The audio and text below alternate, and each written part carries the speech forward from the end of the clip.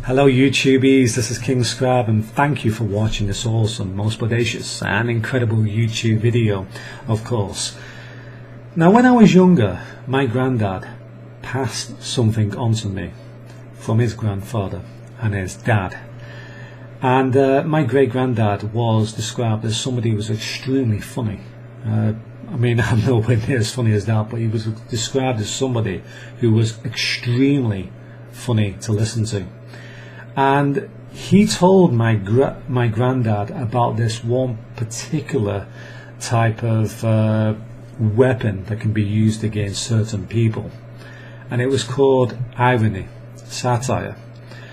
And he said to my granddad, he said, if you ever meet an asshole or a very difficult person or a psychopath, they knew about sort of psychopaths back then. He was talking about the antisocials. I don't think the word psychopath was popular back then, but he said if you ever meet anybody who is trying to smear you or trying to backstab you, the best way to deal with these people is not to get into physical fights with them, not to get into an argument with them, and if you're in face-to-face confrontation, you turn them into a joke.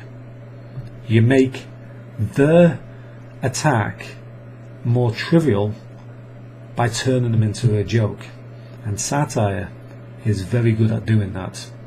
So this has been known for a very long time, especially by our ancestors.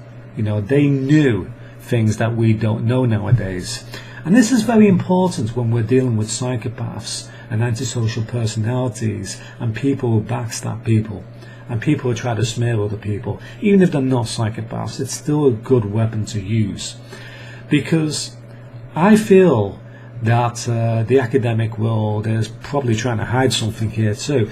They've actually studied how certain people have irony deficiencies, if they have damage to the right side of the brain, or if they are psychopaths or they are antisocial people, they seem to have an irony deficiency. Alright?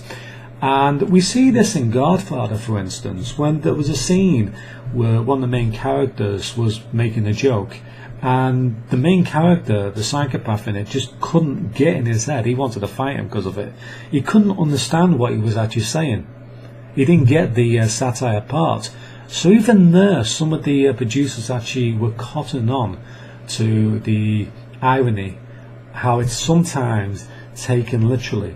But by psychopaths and antisocial personalities, it's always taken literally. I've lost count of the amount of times I've seen on YouTube people mistaking satire and irony and figurative speech as literal meaning. You even see some people writing comments, you know, they're trying to be nasty or clever to certain people, and they respond to them, and then I have to tell them that it's figurative speech. You're taking it too literally.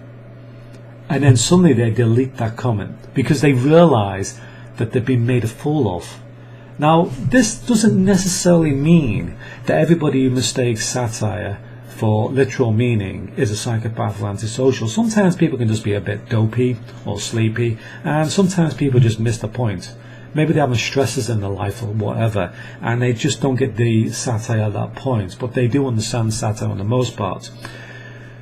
But I've seen so many comments where obvious satire and irony has been mistaken for literal meaning. I've seen these people in real life. I've seen antisocial personalities falling for it time and time again. And this is critical. This is important, because in the right hands, especially when you're dealing with psychopaths, you can use that irony and that satire as a weapon. It's been described by people in the past. My great-granddad actually said it, and he was a very funny guy, and he wasn't the first person to say it. It was used many years before him, hundreds of years ago, thousands of years ago, by the great thinkers.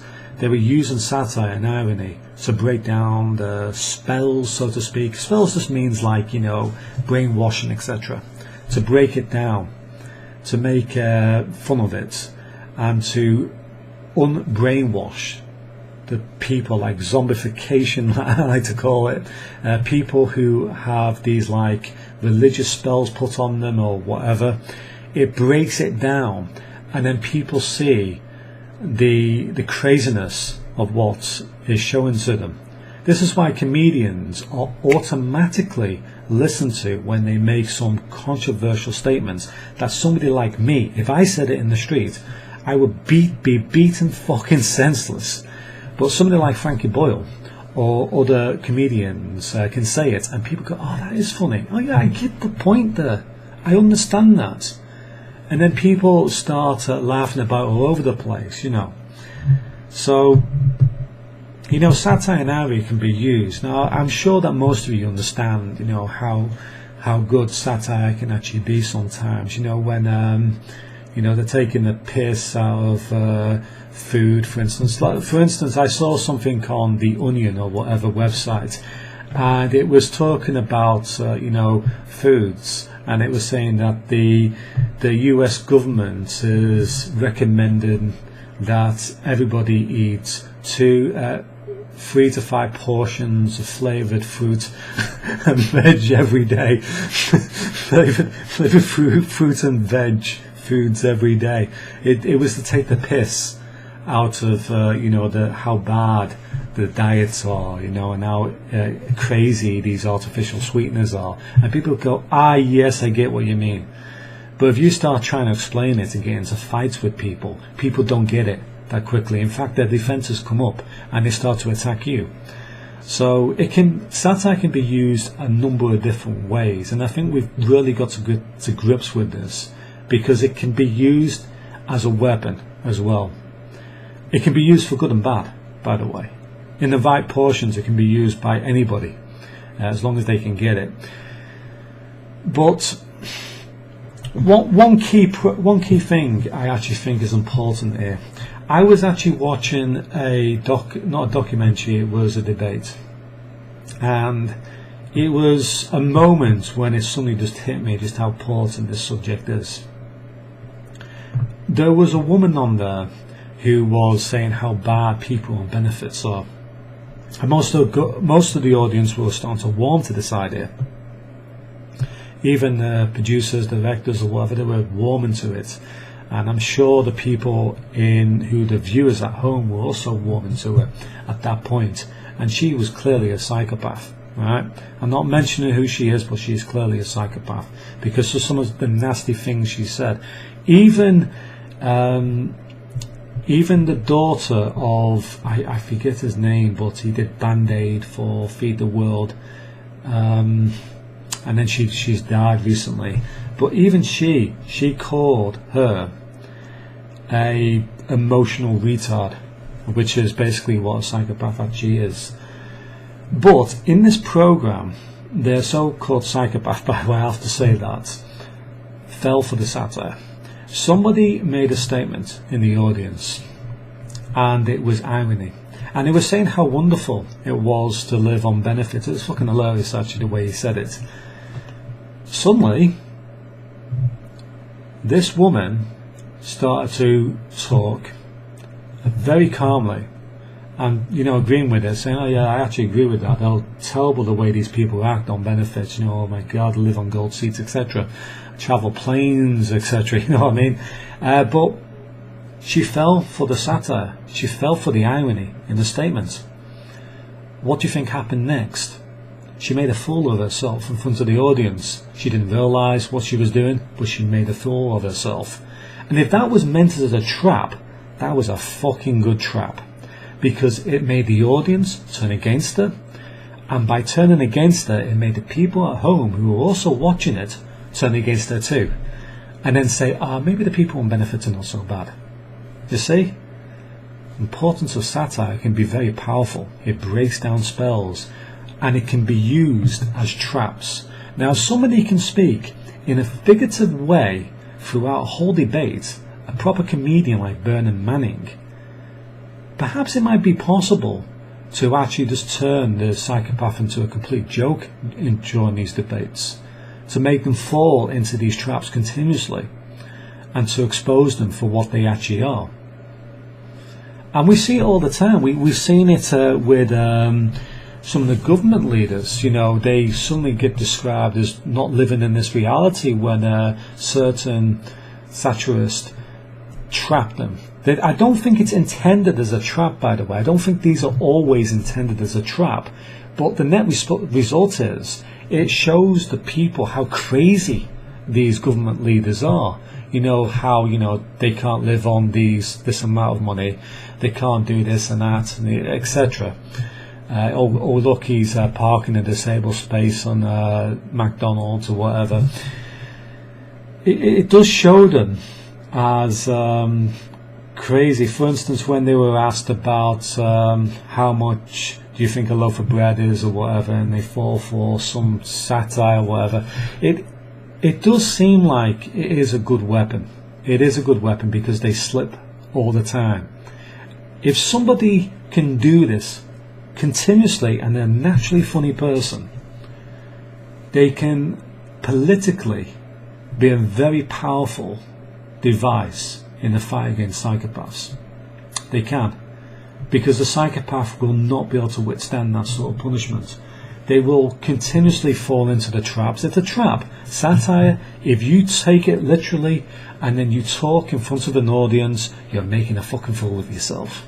Alright? You show you're out of touch with the population. Remember that word that you've heard in the media all the time? Out of touch. When they fall for satire, they suddenly are out of touch. And then people around the country actually realise this. That is an important fucking weapon. And people don't realise just how important it is. They fail to see it half the time, because most of it's just an accident. So, I mean, I wish Bernard Manning was around nowadays and he understood what all these psychopaths are, and he understood how to deal with them using irony. He did it accidentally. He was on with one of this rat of a woman, so to speak, and she tried to smear him, and she came on this program to try to take down Bernard Manning. The way Bernard Manning dealt with the smear on the program of I can't remember what it was called, but it was a very funny program, and she started to attack Bernard Manning. And then suddenly Bernard Manning, he, just like a true comical genius, just like a true satirist, he got the audience on his side and he made a mockery of the psychopath in front of the audience, and she was embarrassed. She realised she had fallen for his satire. I don't think there was any traps involved, to take it literally, so to speak, but she said something about racism, etc. And then Bernard Manning, you know, instead of saying oh blah blah blah, he said, oh you should have let the violins play there, that was awful. And then he suddenly says, I think that all the whites, all the Jews, Protestants, etc. should all get together and attack the Pakistanis. That's satire. He's not saying that as a racist person. What he's saying is we could all get together, but then he turns it around through over exaggeration, so to speak. That's what a joke is.